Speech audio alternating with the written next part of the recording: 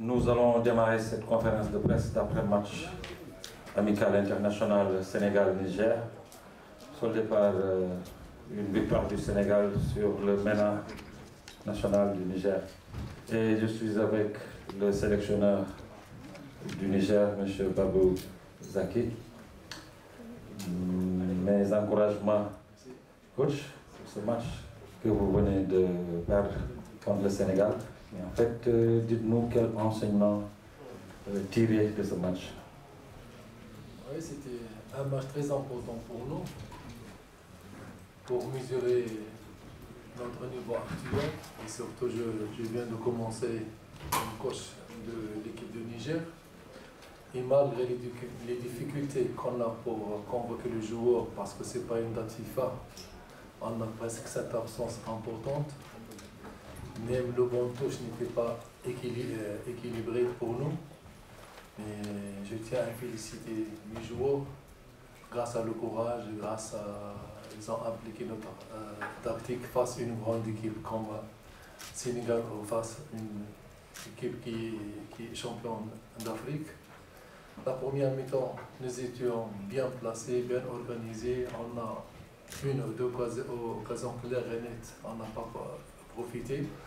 Mais je pense que la deuxième mi-temps, avec le rythme qu'il pose le Sénégal et comment j'ai dit, nous sommes en difficulté, on commence très fort à se baisser et on a payé ça vers les dernières secondes, à la dernière minute, on a perdu. Mais c'est une perte qui, je tiens beaucoup de conclusions positives et c'est pas facile de se faire en face contre une équipe comme Sénégal ici.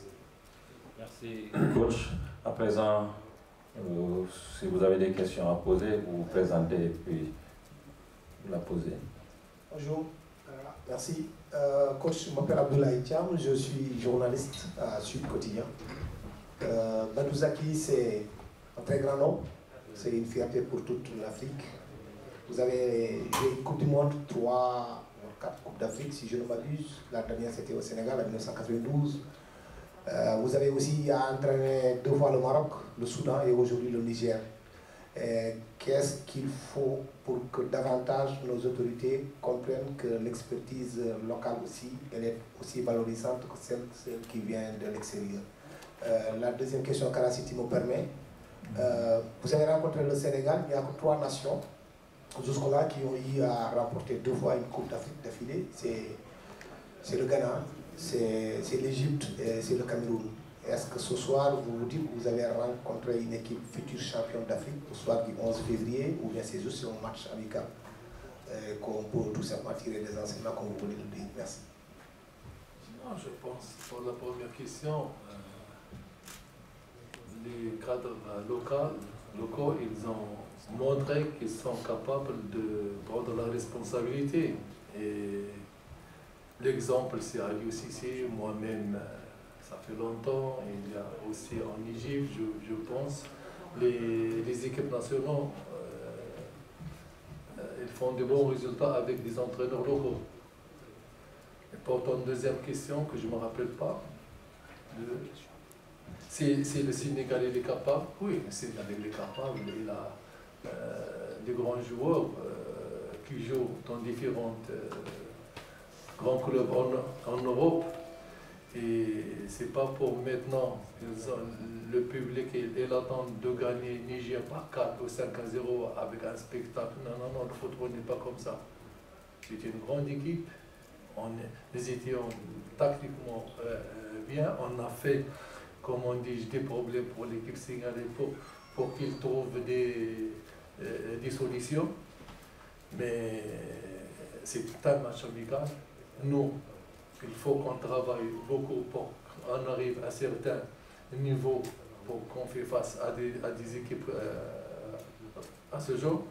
Mais de douter de votre équipe sénégalaise, non, ce n'est pas le moment parce que c'est une équipe qui a confirmé dans plusieurs compétitions.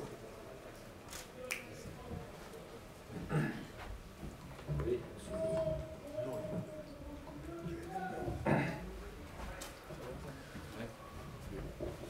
Oui, Sola Thiam.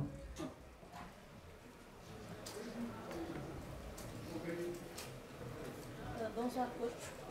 Bonsoir. Bonsoir, coach. C'est Soda Cham, journaliste à la radio Futur Média.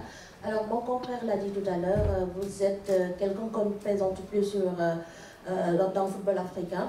Et vous connaissez également très bien la compétition en vue, c'est-à-dire le championnat, la Coupe d'Afrique des Nations. Aujourd'hui, vous avez joué contre l'équipe tenante du titre. Et aussi, vous connaissez très bien l'équipe marocaine qui est demi-finaliste mondiale. Aujourd'hui, selon vous, quelles sont les chances de ces deux grandes équipes qui seront très attendues à cette 34e édition de la CAN? Merci. Mais de juger maintenant, c'est plutôt, il faut attendre le premier tour qui passe pour voir le niveau des autres équipes qui sont aussi parmi les favoris.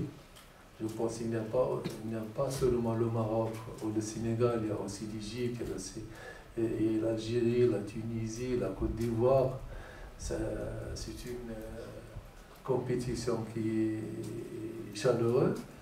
Donc, pour moi, le Sénégal parmi les favoris, à cause de l'expérience qu'il a, à cause des joueurs qu'il a, qui évoluent dans des grandes équipes, et c'est le tenant de le titre actuel. Mais pour juger maintenant, c'est trop tôt. Mais quelles sont leurs chances, je veux dire? Une équipe marocaine et une équipe sénégalaise? Ouais, les chances, si on parle des chances sur les papiers, on peut dire un final contre le Maroc et le Sénégal, le 4e au monde et le tenant du titre actuel. Mais le football, toujours, il te laisse te parler, il te montre le contraire. Merci. Nous prenons deux autres questions. Oui. Bonsoir coach, tous nos encouragements, c'est adapté, la CTL. Alors au sortir de cette rencontre, pourquoi d'abord le choix porté sur le Niger? Parce que comme l'a dit mes confrères, comme l'ont dit plutôt mes confrères tout à l'heure, on ne présente plus sur la scène continentale, la même mondiale. Pourquoi le choix porté sur le Niger? Et surtout les enseignements que vous avez tirés de ce match, le Sénégal, qui a tenu bon et qui a inscrit le but lors des ultimes minutes de jeu, les enseignements peut-être qui vont vous servir pour les éliminatoires de la Coupe du Monde, parce que désormais, les éliminatoires de la CAN, c'est derrière nous.